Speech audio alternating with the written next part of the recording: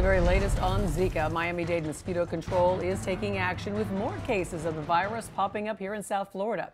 Local 10 News reporter Leanne Morahone is live in Miami Beach to tell us about the latest round of mosquito spraying. Leanne.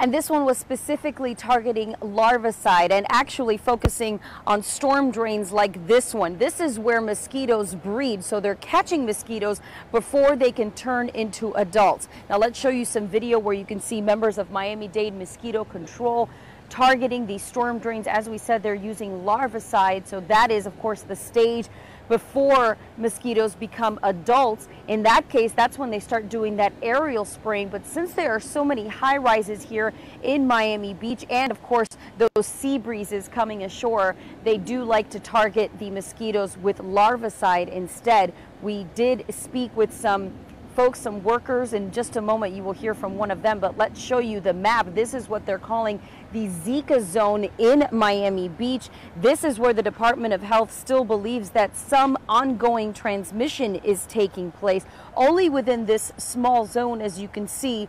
And of course we did speak to mosquito control workers who did tell us that since we do expect the weather to deteriorate in the coming days, as of course our weather authority meteorologists are watching a tropical wave heading our way, that of course is expected to bring some rain, and that could add to the standing water issues in our area.